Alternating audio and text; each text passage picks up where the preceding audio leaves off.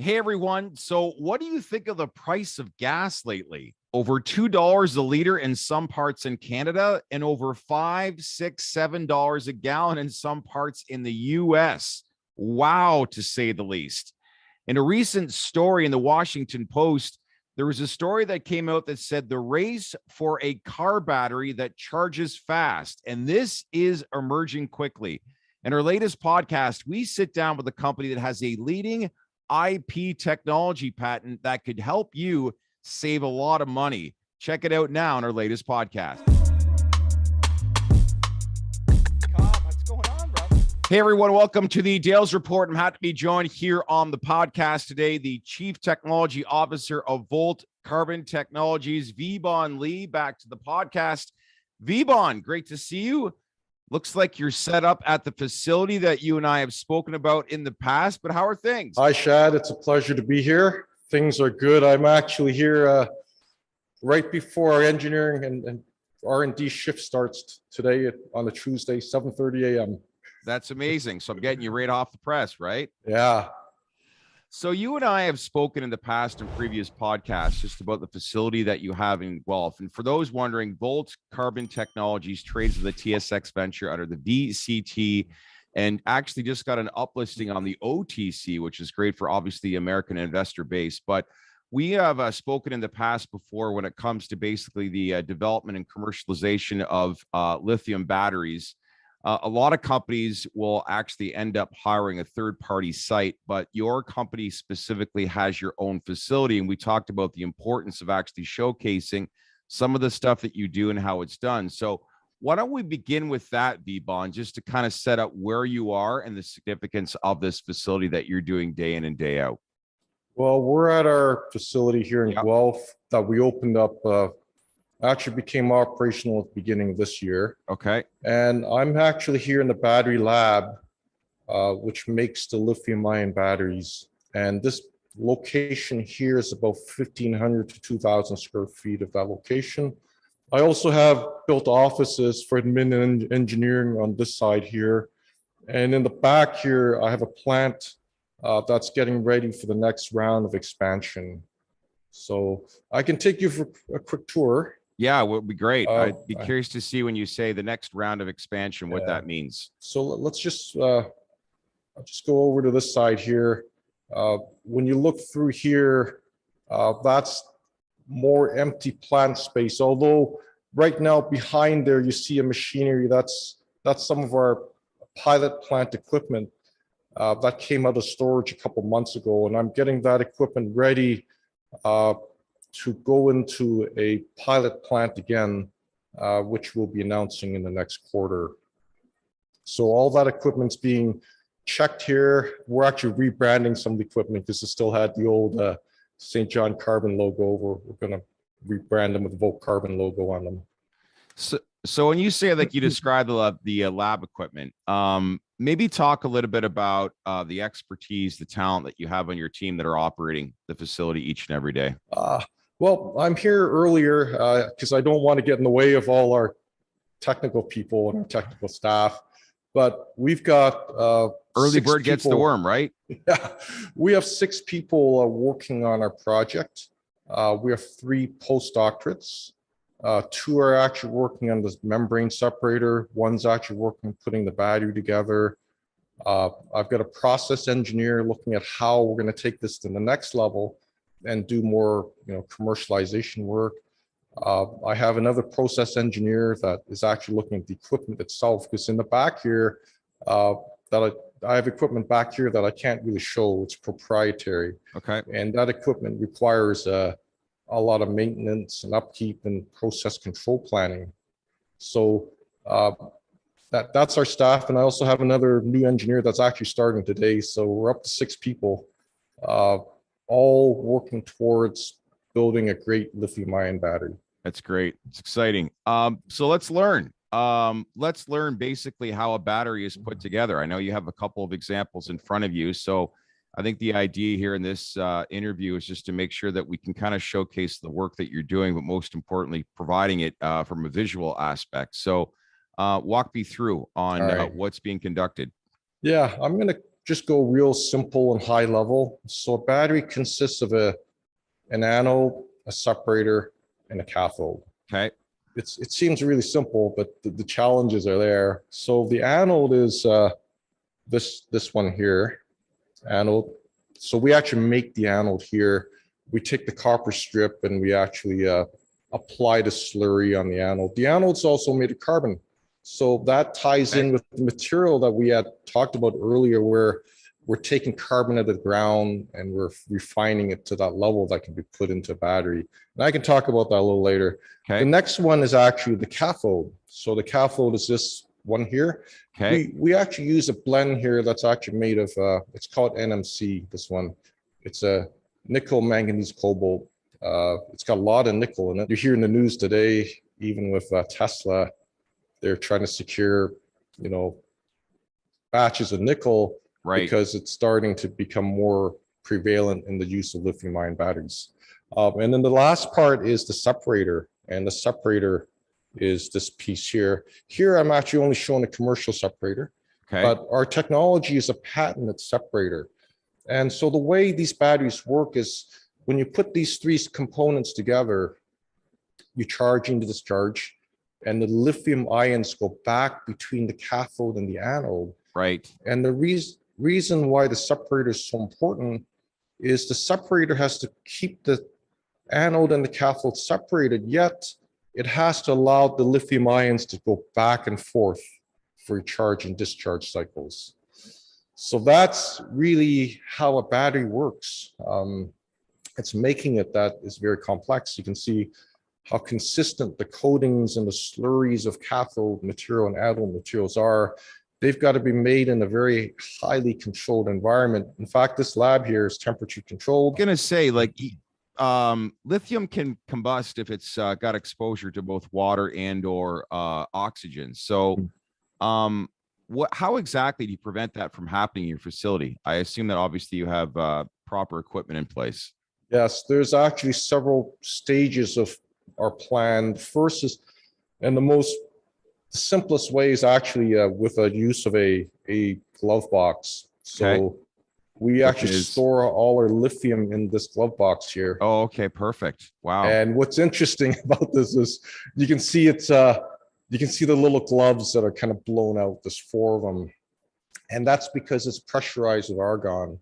What does something like this cost?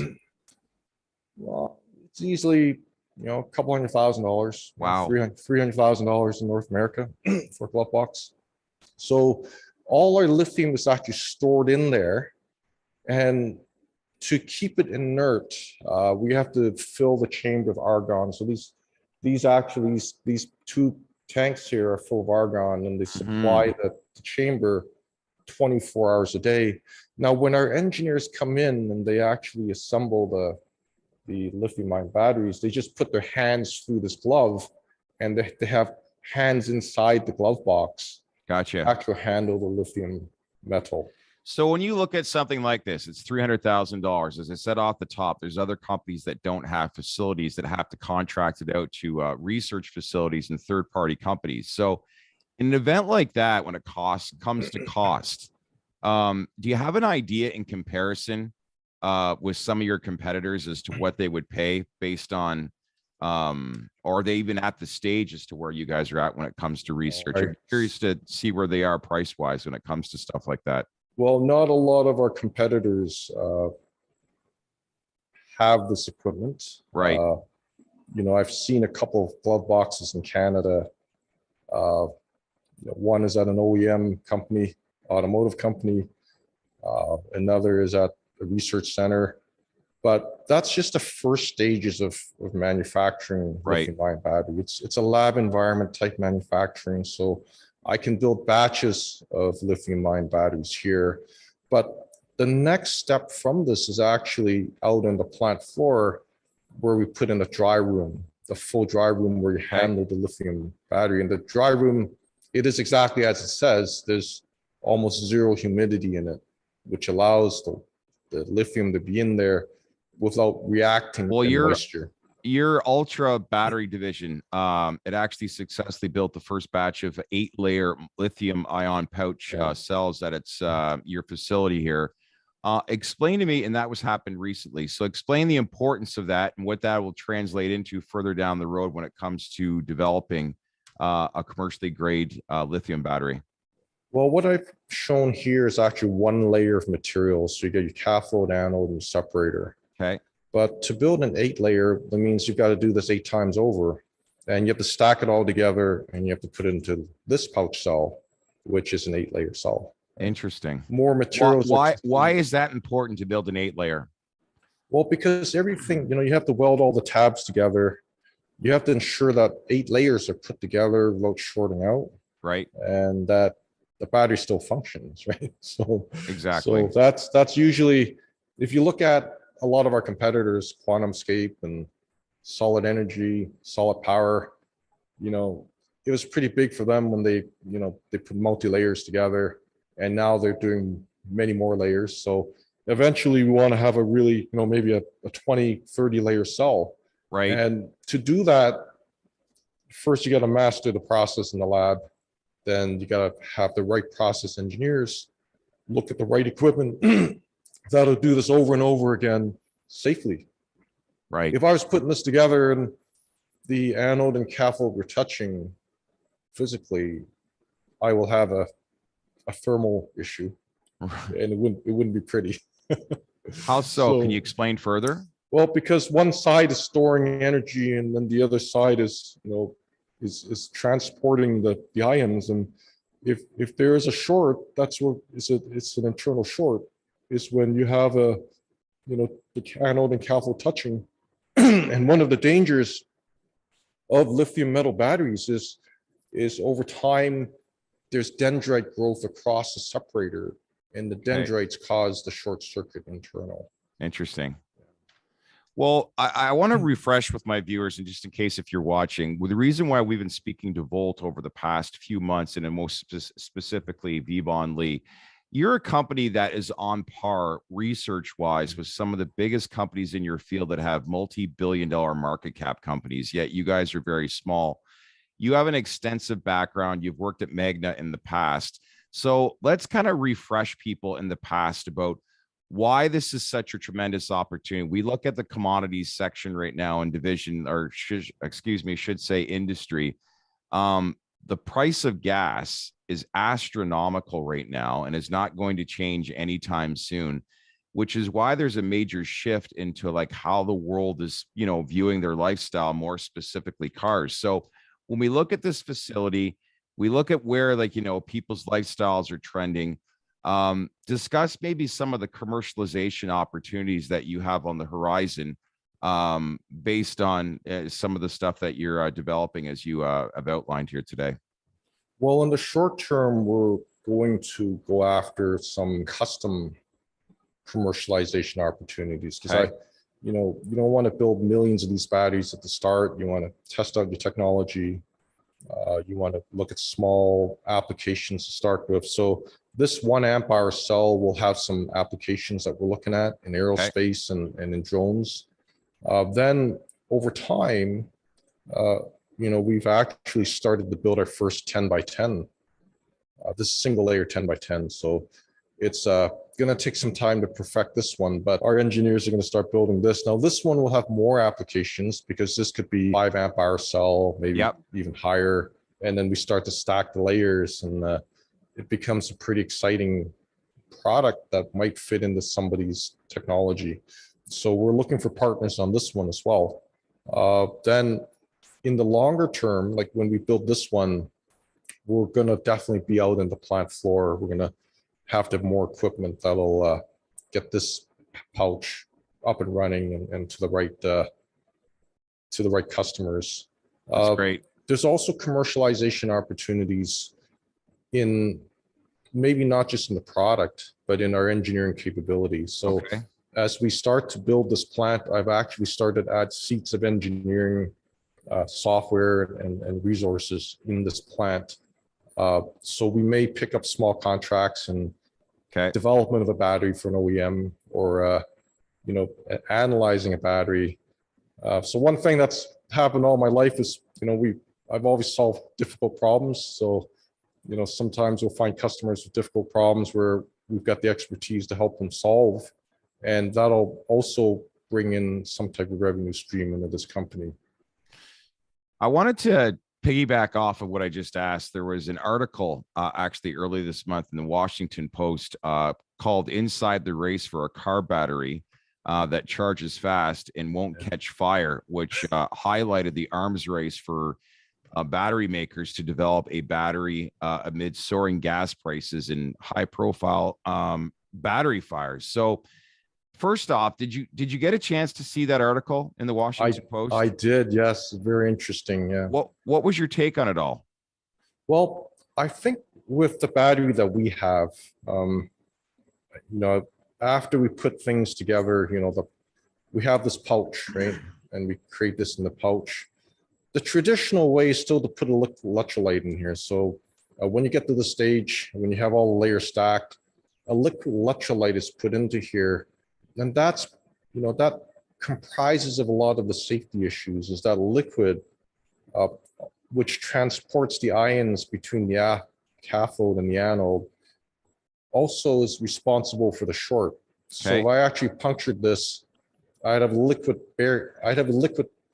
tunnel or passage between the cathode and the anode, which will cause this to ignite. When it comes to all solid state batteries, everything's solid. So when you puncture it, the electrolyte doesn't have that opportunity to bridge or short that anode and cathode together. So that's where, a leap and bound in safeties can occur. But that's not just it. When we look at our processes, we have to make sure other processes are well set up enough that there is no short circuits occurring. But the big part of the challenge is getting rid of that liquid electrolyte. And that's why you hear a lot about solid state.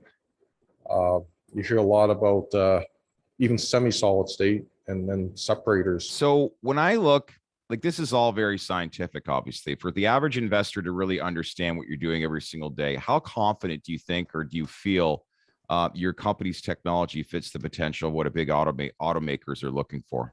We're absolutely confident. I can tell you 100% certainty. I'm confident. Touch on again a little bit. I want people to remember exactly what your resume is, where you've worked before, the opportunity that this presents, because if you're very confident, I want to understand why. Well, from my personal perspective, I've commercialized actually I have won contracts for all my employers totaling over $1 billion in my career. I have patents that have also generated substantial revenue for some of my customers. So when I look at this technology and I take a step back, and I can say lithium ion is not going away. I mean, you look at all the battery technologies out there, aluminum air, iron, salt water, all those technologies do not have the potential of lithium, because lithium is it's on the left-hand corner of that periodic table, and it enables you to generate the highest amount of voltage per cell, right? And right now we're talking about vehicles going to 800 volts. Right. So you need about 200 cells in series to get to 800 volts. Whereas when you use this lower voltage chemistry, you have to double that, right? And then you got all the controls. And right now the world's moving fast towards a lithium ion battery. Right? Why is that, in a nutshell, for people that are still learning? Why automate? Really, as I mentioned, the voltage, the higher voltage, it is simpler to get there with less amount of cells in series. Even with lithium iron phosphate, the voltage is, I think it's around 3.6 or lower. You got 4.2 current lithium ion that we're working with. So that's why I think we're on the right track. And that's why there's a certain amount of certainty and confidence on my side that this technology is on par with everything else out there. I mean, if you go look at Panasonic's technology, you look at LG's technology, you look at everyone else's, they're doing the exact same thing. Now, where our IP is in the separator. And in our future builds, we're actually going to go straight to a lithium metal and current collector in the anode. And our separator technology is going to distinguish our product in that it's going to be semi-solid state. When we get rid of this carbon here in some of our products, you're going to get a substantial weight savings, right? And that increases the energy density per kilogram. So that's where, I'm very confident there. And also the people that we have, we've got some of the best people on the planet to develop batteries, right? Otherwise I wouldn't be here. I mean, I wouldn't have all this stuff here to show today. It's because of the team that we have in this building that I've spent countless hours putting this together. Well, when you look at your team, your facility, I'd be curious in just the overall emergence of where this industry is trending. I'd be curious to know, based on your team and the research you're doing, and even some of your management team as well, what are some of the conversations that you're hearing as far as big name brands getting involved in this space? Well, we've heard about, LG opening up a plant in Windsor. I've heard, Ford and Volkswagen investing in, companies like Solid Energy, Solid Power, even, investment in solid in QuantumScape.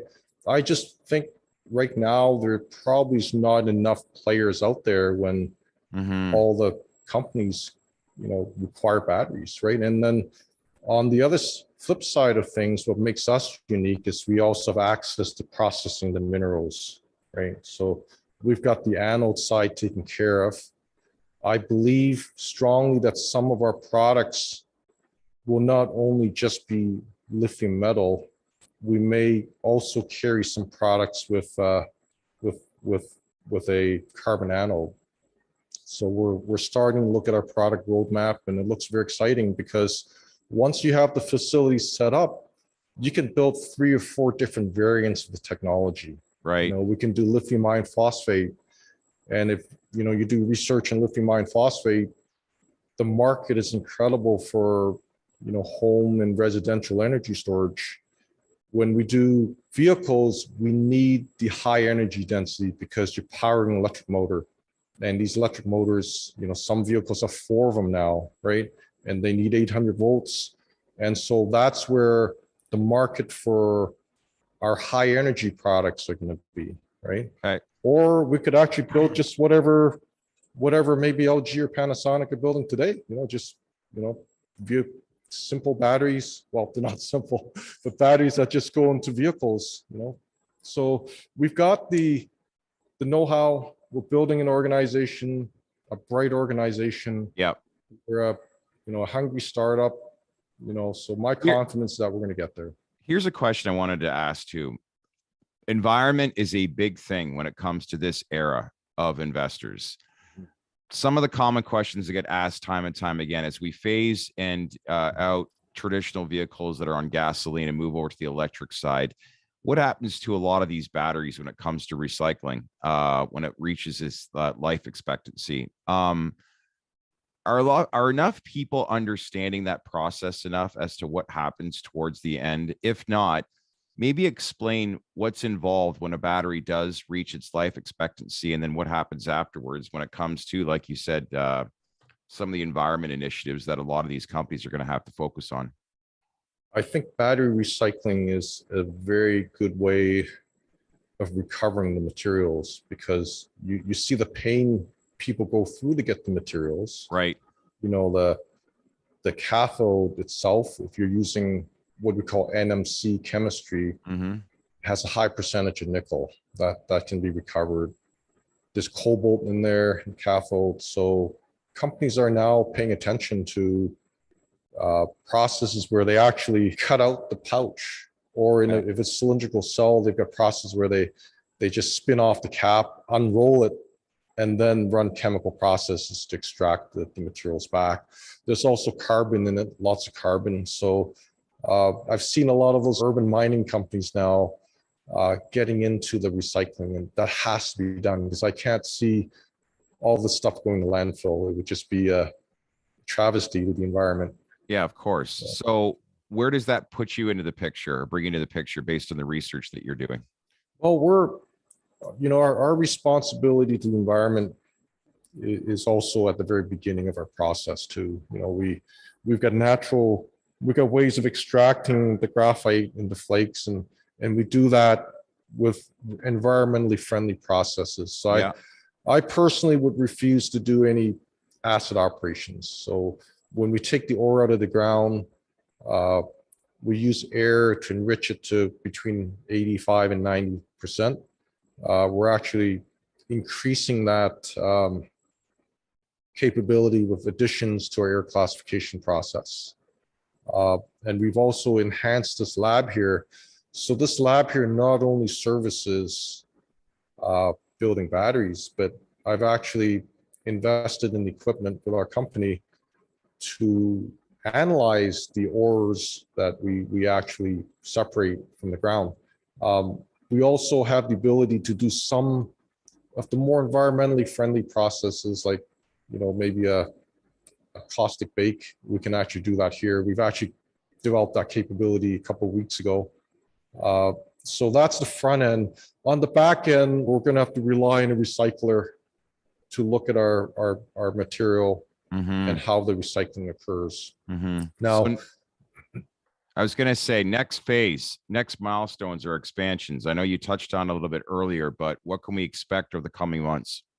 well, I think once we get our technology further entrained into this organization, we can expect a couple more patent applications. Okay.